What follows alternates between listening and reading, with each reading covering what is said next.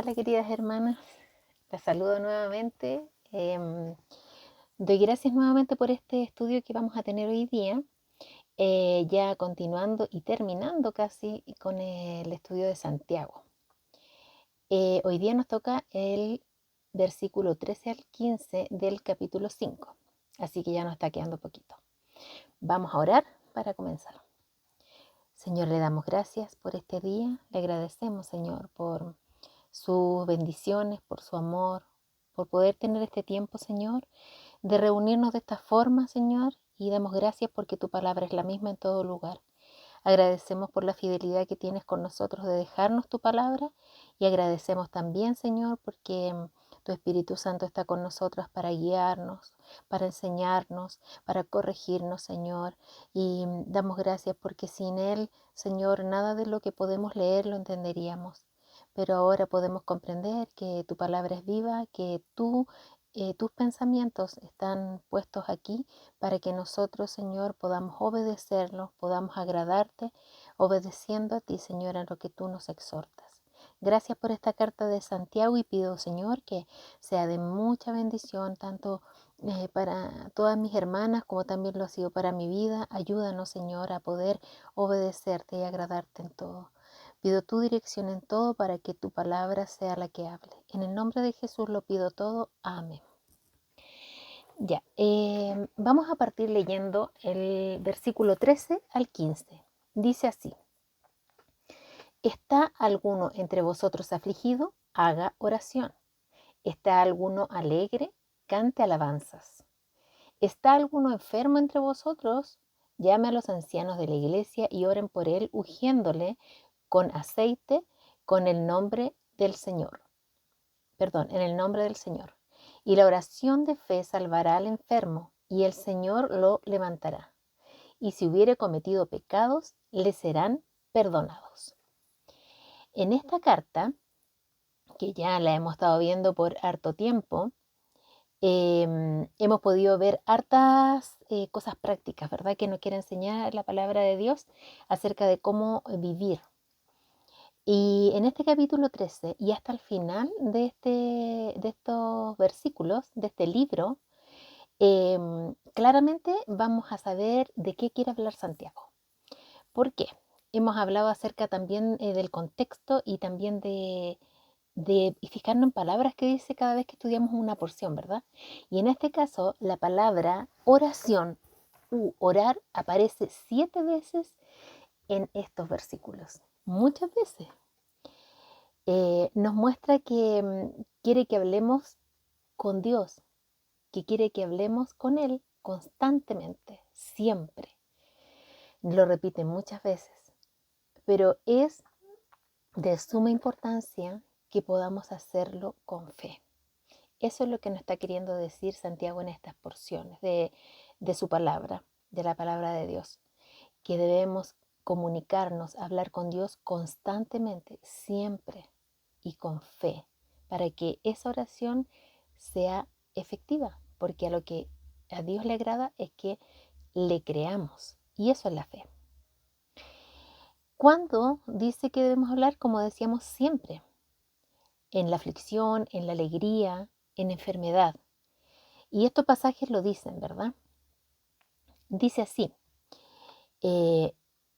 vamos viendo en la parte del versículo 13, primeramente. Dice, ¿está alguno entre vosotros afligido? Haga oración. ¿Está alguno alegre? Cante alabanza. La importancia de orar parece muy conocido y repetido, ¿verdad? Es porque en la Biblia en su totalidad muestra que lo primero que debe hacer el creyente ante cualquier situación o acontecimiento en su vida es orar, es hablar con Dios. A quien primero debiera querer contarle todo, tanto sus angustias como sus alegrías, es al Señor. Entonces dice aquí que si está alguno de vosotros afligido, nos pone en una situación, en la aflicción, dice, haga oración, hable con Dios. ¿Está alguno alegre? Dice, cante alabanzas. Lo primero es que en la aflicción es llevar nuestras aflicciones al Señor, nuestras peticiones, hablar con Él. espontáneamente. El cristiano, cada uno de nosotras debiera de forma espontánea, cuando nos pasa alguna cosa, querer hablar inmediatamente con el Señor, ya sea para agradecerle si es algo bueno, ya sea para pedirle si hay algo malo, ya sea para clamar, porque a veces nuestros dolores pueden ser muy fuertes. Entonces, ¿por qué debemos hacer esto? Como ya decíamos primero, porque así mostramos que tenemos fe en el Señor, ¿verdad? Que es importante para nosotros también Él, por eso es la primera persona a la que debemos ir. Y también saben por qué, porque esa es la voluntad de Dios, porque Él quiere que lo hagamos. Él quiere que mostremos confianza, independencia de Él. Así como un hijo confía solo en sus padres, en las cosas más íntimas, siempre va a recurrir a ellos, si es que está con ellos, si es que ha sido criado por ellos. El papá, la mamá van a ser las personas a las que primero va a acudir, lo mismo que era el Señor. Esa es su voluntad. Por eso debemos hacerlo, solo porque Él lo quiere. Así dice también en Filipenses 4:6 tenemos un ejemplo que dice que por nada estemos afanosas, sino sean conocidas nuestras peticiones delante de Dios, con toda oración y ruego, con acción de gracias. También nos quiere decir aquí, como lo estábamos viendo en el versículo 13, que no solamente vayamos al Señor en las necesidades. Cantar también es otra forma de hablar con Dios o hablar a Dios. Es una forma de mostrarle nuestra alegría, de darle gratitud. Inclusive, aquí dice, ¿está alguno alegre? Cante alabanza. Es decir, cuando estemos contentas, cuando estemos agradecidas, cuando las cosas vayan bien, cantemos al Señor. Él también quiere que lo primero que hagamos sea cantarle, comunicarnos con Él, alabar su nombre en forma de gratitud. Y aquí podemos ver algunos versículos. Por ejemplo, en Efesios 5:19 dice, hablando entre vosotros con salmos, con himnos y cánticos espirituales, cantando y alabando al Señor en vuestros corazones. En Colosenses 3:16 dice, cantando con gracia en vuestros corazones al Señor, con salmos e himnos y cánticos espirituales. Es muy parecido. Y en el capítulo 5:18 de Primera de Tesalonicenses, dice, dad gracias en todo, porque esta es la voluntad de Dios para con vosotros. Y ahí resalta, esa es la voluntad de Dios. Es decir, la razón más importante por la que debemos hacerlo es porque eso es lo que Dios quiere. Y si Dios lo quiere y nosotros lo amamos, vamos a querer hacer lo que a Él le agrada. Entonces, podemos concluir de esta parte que, sea cual sea la situación, la respuesta es hablar con Dios, en lo bueno y en lo malo, siempre, constantemente. Vamos al versículo 14. Luego de que dice esto, hace otra pregunta, una tercera pregunta. Dice, ¿está alguno enfermo entre vosotros? Llame a los ancianos de la iglesia y oren por él. Esa es la primera parte del versículo 14. Aquí la idea es alguien que está muy enfermo, porque dice, llame a los ancianos. Entonces, una de las áreas del ministerio de los ancianos es orar por sus ovejas, es orar por los hermanos de la iglesia. Por eso dice, llame a los ancianos. Está hablando aquí de personas que son o pastores o también pueden ser líderes espirituales dentro de la iglesia, que quiero hacerlos partícipes de esta petición. Quiero que ellos que son ministros del Señor puedan ellos también orar. Eso es lo que está diciendo Santiago. Que los llamemos a ellos, que ellos velan también por nosotros, que ellos también nos aman. Entonces, señala esto porque es importante que hagamos partícipe a otros de nuestras aflicciones, de nuestras enfermedades, sobre todo en la enfermedad, aquí específicamente lo está diciendo, en la enfermedad podamos llamar a los ancianos, a aquellos quienes nos ministran, a aquellos que nos aconsejan, aquellos que son nuestros pastores.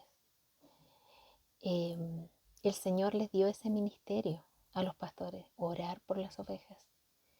Y aquí también lo podemos hacer partícipe en muchos versículos que también se refiere a otros hermanos, que podamos orar unos por otros, ¿verdad? Y aquí, después de resaltar lo más importante, que es llamar a otros, en este caso a personas que son espiritualmente maduros, y en especial a nuestros pastores, dice la segunda parte, ungiéndole con aceite en el nombre del Señor. Entonces, esto completa este versículo, porque decía, ¿está alguno enfermo entre vosotros? Llame a los ancianos de la iglesia y oren por él, ungiéndole con aceite en el nombre del Señor. Aquí a veces nacen interrogantes, ¿verdad? Aunque si uno se fija en estos versículos, no es lo primordial, no es lo principal de la enseñanza el tema de ungirlo con aceite. No es eso lo primordial. Lo primordial está hablando aquí de la oración, ¿ya? Pero para poder disipar algunas dudas, vamos a ver, aquí dice ungiéndole con aceite. Primero la palabra ungiéndose, la palabra ungir. Esta es una palabra griega que está traducida a nosotros ungir o ungiéndole. Esta palabra que se tradujo estaba escrita de dos formas y con dos significados diferentes, ¿ya? El primero que vamos a ver en el griego es aleipo con H, con P-H-O, A-L-E-I-P-H-O. Esta palabra en griego el sentido es como dar honor, honrar. ¿En qué sentido? Se menciona muchas veces en el Nuevo Testamento y hace alusión a como cuando uno quiere arreglar un poco a alguien, cuando quiere atenderlo. Entonces, ungir muestra como una importancia que tiene esa persona a la que yo voy a ver, a ese enfermo. En este caso dice que lleven aceite y lo unjan, ¿verdad? Bueno, podemos recordar ahí, por ejemplo, cuando María Magdalena llevó hierbas para poder ungir el cuerpo de Cristo. También podemos ver cuando María con un perfume ungió y derramó en los pies de Jesús perfume. Y así podemos ver también que hay hartos pasajes en que muestra que también, por ejemplo, en Mateo muestra cuando hagas ayuno, que nos lavemos bien la cara y unjamos nuestra cabeza. Habla de prepararse, de no mostrar enfermedad o mostrar cansancio, sino que mostrarse bien cuando estemos ayunando. A ese ungir se refiere con la palabra aleifo. Es un sentido entonces de dar honor, de ayudar, de limpiar, de hermosear, de atender. ¿Mm? Y la otra palabra es chirio, que es C-H-R-I-O. Esta palabra se usa solamente 5 veces en el Nuevo Testamento y siempre se utiliza en tiempo pasado. Porque esta palabra tiene que ver con la unción del Espíritu Santo o con la unción que se le daba a los reyes. Es decir, era como en el nombre de Dios y se venía con esa forma para poder ungir con aceite a esas personas. Y como les digo, esa palabra se utiliza en el Nuevo Testamento, pero se utiliza para mencionar lo que ya se hizo. Ejemplo, se utiliza esa palabra de ungir porque el Señor ya nos ungió con su Espíritu. Uno de los ejemplos, pero siempre es en tiempo pasado. La palabra que se utiliza aquí en Santiago es la palabra aleifo. que tiene que ver con esto que hablábamos de atender a una persona, de poder o perfumarla, o limpiarla, honrarla en la situación en la que está. Ahora dice, ¿por qué con aceite? ¿Por qué menciona el aceite en esta parte Santiago? Porque era un símbolo de los judíos de la presencia de Dios en alguna situación importante como la que ya mencionábamos de ungir a los reyes o de la presencia del Espíritu Santo. Entonces, por eso es ese símbolo. Ahora, si nos preguntamos otra cosa, podríamos decir, ¿hay que ungir con aceite para que la oración sea efectiva? ¿Para que sea poderosa? No, esto solo muestra honra. ¿Y tiene algún poder? Simboliza un acto de honrar, pero en sí el elemento no tiene ningún poder propio. ¿Ya?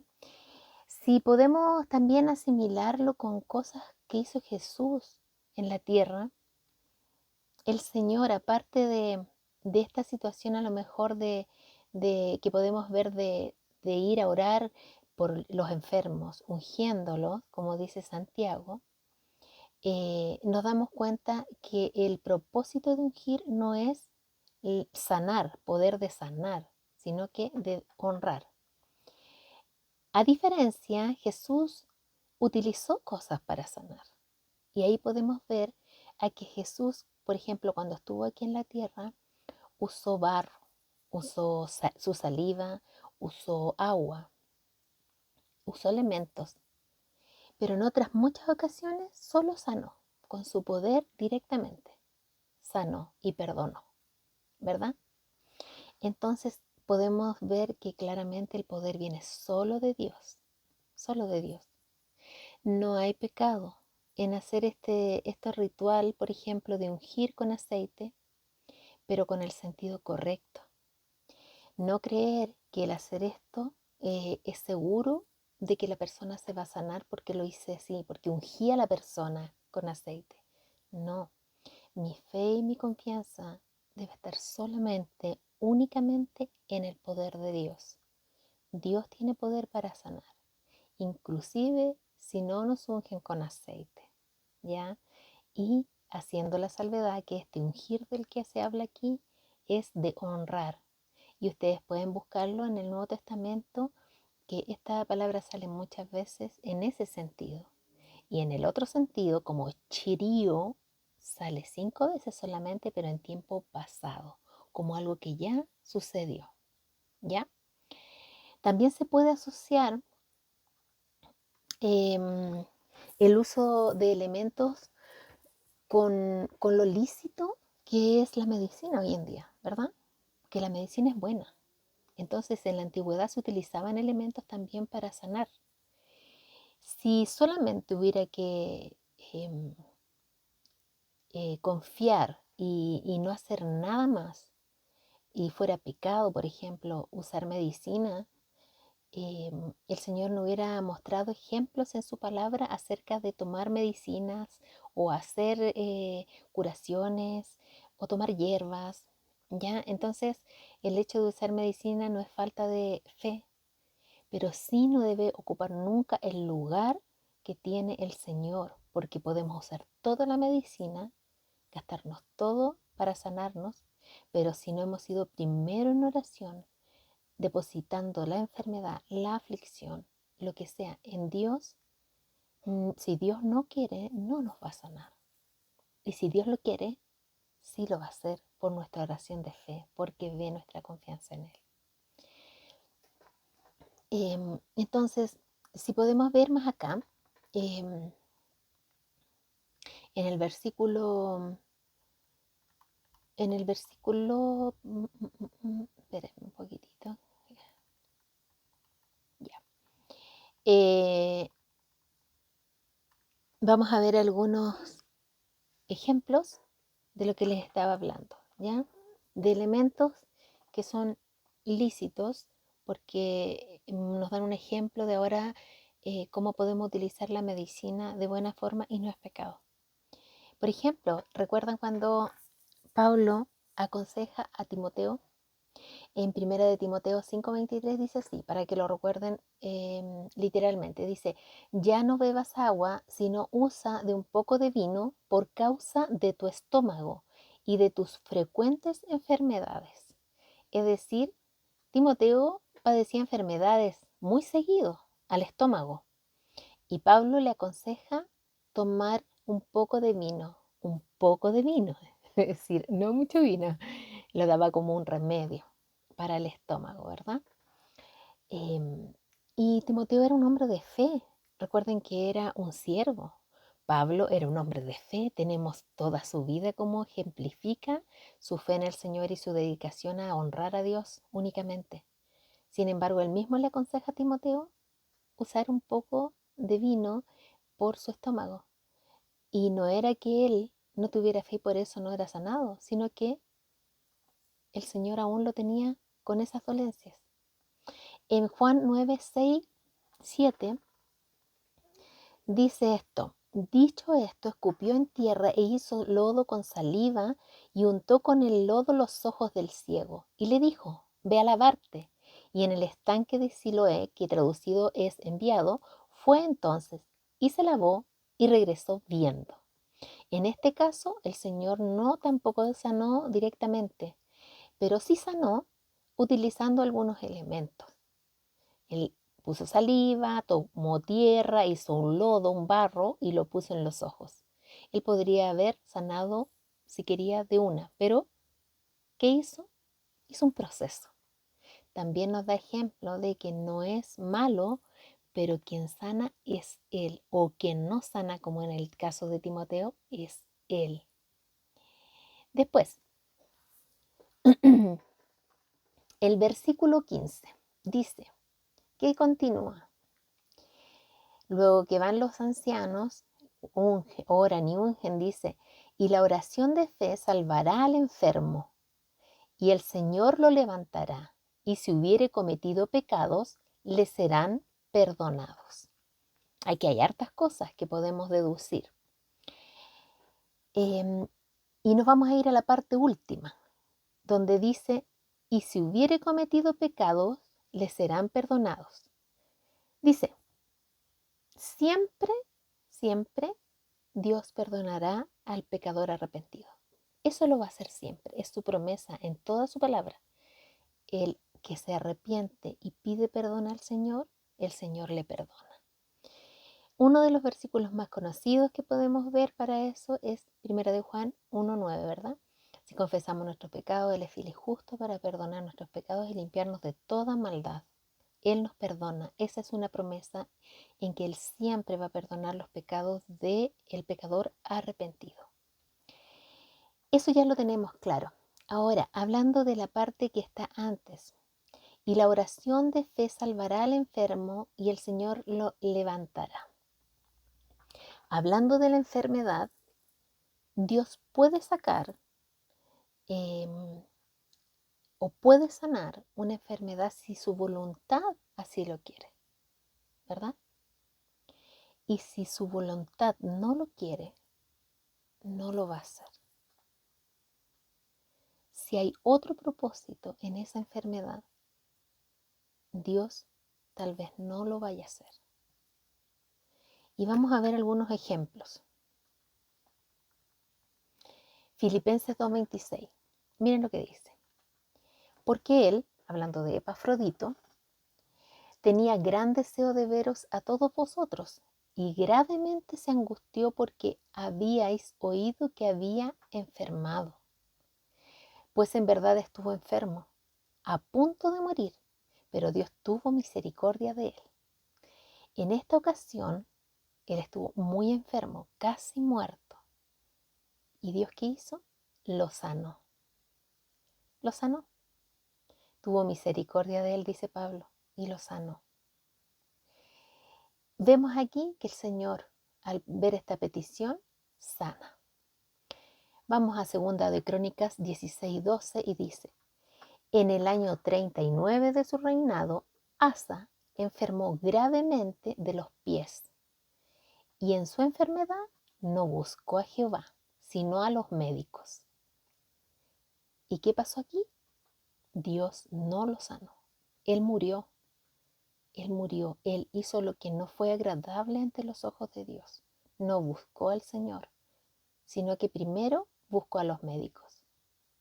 Es decir, hizo las cosas en el orden que Dios no quería.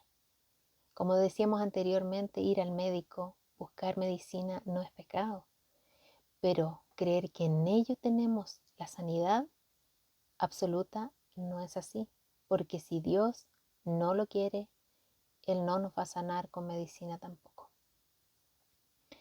En 2 Corintios 12, 8, 9 dice, me fue dado un aguijón en mi carne. Este es Pablo, siervo de Jesucristo, quien entregó toda su vida al Señor.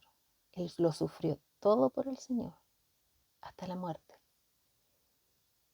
Y él dice esto, un hombre de fe enorme, ejemplo para nosotros, dice, me fue dado un aguijón en la carne, un mensajero de Satanás que me abofetee para que no me enaltezca sobremanera. Respecto a lo cual 3 veces he rogado al Señor que lo quite de mí, y me ha dicho, bástate mi gracia, porque mi poder se perfecciona en la debilidad. Este hombre de fe que ora con fe y que le cree a Dios, Dios no lo sanó. Él rogó, dice, 3 veces al Señor por esta dolencia y el Señor le dijo, no te voy a sanar. Bástate mi gracia. Y ahí podemos ver que el Señor puede decir no a la sanidad. Y nos responde, pero nos responde sin sanar. Y hay personas que pueden inclusive no sanar y morir. Bueno, y vamos a ver un último ejemplo con respecto a esto, y es el mayor de los ejemplos, el máximo. Lucas 22, 40 al 46 dice así, hablando de nuestro Señor Jesucristo. Y él se apartó de ellos a distancia como de un tiro de piedra, y puesto de rodillas oró, diciendo, Padre, si quieres, pasa de mí esta copa, pero no se haga mi voluntad, sino la tuya. Y se le apareció un ángel del cielo para fortalecerle. Y estando en agonía oraba más intensamente, y era su sudor como grandes gotas de sangre que caían hasta la tierra. Aquí podemos ver que el Señor Jesucristo, sin haber hecho pecado, siendo el Hijo de Dios, nos dejó ejemplo. Y Él, en su gran dolor que sufrió, en el temor que tenía en ese momento, en la tristeza que tenía, Él se arrodilló ante Dios, su Padre, y oró. Y le pidió que le quitara esa situación, que si era posible, que no lo crucificaran. Pase de mí esta copa, dice. Pero junto con eso, el Señor dice, pero no se haga mi voluntad, sino la tuya. Él pidió de forma correcta, porque Él sabe que Él sabe que Dios tenía un gran propósito. Y dice después en el 44, y estando en agonía de dolor, oraba más intensamente. Él en su dolor oraba, no para cambiar la voluntad de Dios, oraba constantemente para poder depender y tener la fuerza de Dios, porque si ven dice que envió un ángel para fortalecerle. El Señor, hermanas, quiere que oremos para fortalecernos, no para mover a Dios de su voluntad, sino entregar nuestra carga, nuestra enfermedad y confiar que Él puede sanarnos, tener esa fe grande, porque Dios lo puede hacer, pero que se haga su voluntad porque tal vez Él tiene un propósito mucho mejor. Y puede que sí sane, pero puede que no por algo mejor. Cristo oró por falta de fe. De ninguna manera, ¿verdad? ¿Y por eso creen ustedes que no recibió lo que pidió? No, fue solo porque la voluntad de Dios era otra y el Señor lo sabía. Era la salvación a nosotras y a toda la humanidad, a todo aquel que cree en Él. Qué hermoso. Es nuestro gran ejemplo para entender la oración. La oración no es para mover a Dios a que haga lo que nosotros queremos, es para mostrar nuestra fe y dependencia de Él. Y Él quiere que oremos, que le entreguemos todo. Saben que todo esto, volviendo al pasaje de Santiago, no contradice los dichos por Santiago. Pues este pasaje está hablando de que si oro con fe, ¿qué es lo que sucede en este hecho? Está diciendo que si yo oro por fe, Dios sana. Es como cuando Jesús dijo que si teníamos la fe como un granito de mostaza, un monte podría pasar al otro lado y moverse hacia el otro lado. Porque la fe hace que el Señor vea esa fe y Él haga el milagro. Está hablando de eso, pero no está hablando en un contexto total de que el Señor en su voluntad puede hacerlo o no. Lo que está hablando aquí es de la fe mía, tuya, de que debemos orar con fe y el Señor puede hacer el milagro por mi fe, porque ve mi fe. Bueno,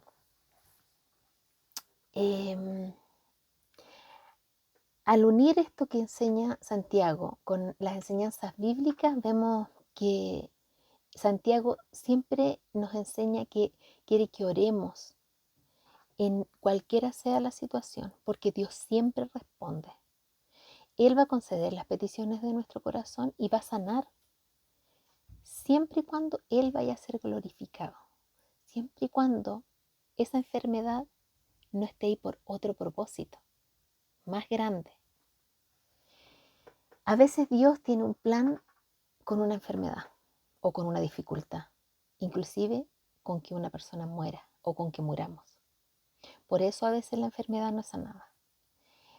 Pues puede estar siendo como un medio para cumplir un plan de Dios, ya sea para mí, ya sea para los que me aman, ya sea para los que me rodean. Hay un propósito si es que no hay sanidad, inclusive puede llegar a morir. Mientras no pasan las dificultades, mientras no pasan las enfermedades, si alguien muere y yo he orado con fe, no es que el Señor no haya respondido, es que el Señor tenía un plan con eso, había un propósito detrás de eso. Y eso es lo que debemos comprender. La palabra de Dios, hermana, nunca se contradice. No es que esto se contradiga con lo que dice Santiago. Por eso es tan importante saber el contexto de un pasaje, de un libro y de la Biblia. La voluntad de Dios es agradable y perfecta. Por lo tanto, nosotros nunca debemos desconfiar de que si el Señor dice que si tenemos fe y oramos, vamos a ser sanados. Porque no se contradice con que el Señor, a pesar de nuestra fe y de que Él nos puede sanar, puede que Él tenga otro propósito previo. En este contexto, recordemos que Santiago exhorta a la fe verdadera, es decir, práctica. Esa es la fe verdadera. Práctica, hacer cosas, orar, llamar para orar con otros, para que vengan a orar por mí o por los enfermos. En este pasaje está enfatizando que orar a Dios en toda situación y antes de buscar cualquier otra solución humana. Eso es fe práctica. Es primero en quien confío y todo lo que venga por delante lo presento primero a Dios. Orar siempre con fe que Dios es poderoso y soberano, independientemente de cuál sea su respuesta. Él nos va a sostener igual, a pesar de que la respuesta no sea la que nosotros esperábamos. Hermanas, Dios es soberano y tiene una voluntad perfecta. Por eso debemos orar y creer en Él. Él es la mejor respuesta, Él tiene la mejor respuesta, a pesar de que nos sane, a pesar de que alguien muera, a pesar de que el problema aún no se solucione. Él sabe cuál es su voluntad y con qué respuesta será glorificado. Nosotros oremos porque a Él le agrada. Por eso debemos orar. Quiere que nosotros como sus hijas confiemos en Él, que descansemos, dejándole todas nuestras peticiones y confiemos en que Él va a hacer lo mejor, que el propósito que Él tenga es mayor que el nuestro. Nosotros nada sabemos, hermana, no sabemos lo que Él quiere lograr de aquí a mañana, un año o después de nuestra vida, con la respuesta que Él nos dio a nuestras peticiones que a veces no fueron las que nosotros esperábamos. Él sabe. Concluyendo, podemos ver que en estos pasajes, del 13 al 15, vimos que la voluntad de Dios es hablar, orar en toda situación de sufrimiento, de enfermedad o de alegría. Siempre hablar con Dios. Lo segundo es que Dios no siempre quitará la aflicción o la enfermedad. Lo hará siempre que esto esté en su voluntad previa y siempre que eso le glorifique a Él. Y por último también aprendimos que esto no contradice lo dicho por Santiago. Recordemos que en el contexto de Santiago era exhortar a la fe verdadera, es decir, a la fe práctica.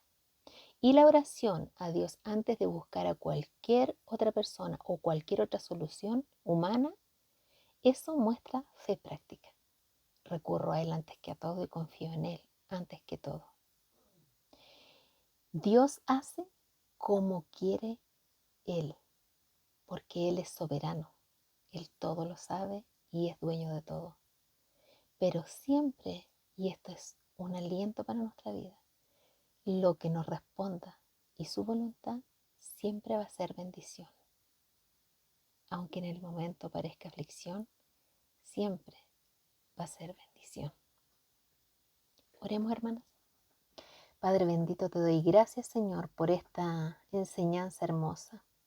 Padre, que no la olvidemos, que podamos hablar a cada instante de nuestro día contigo, contándote todo, poniendo todo en tus manos, y tú nos guíes para hacer y dar los pasos necesarios que tengamos que hacer también humanamente, pero que sepamos que todo lo que acontezca después de haber confiado en ti es porque tú así lo has querido y porque tienes un propósito especial, mucho mejor que el nuestro.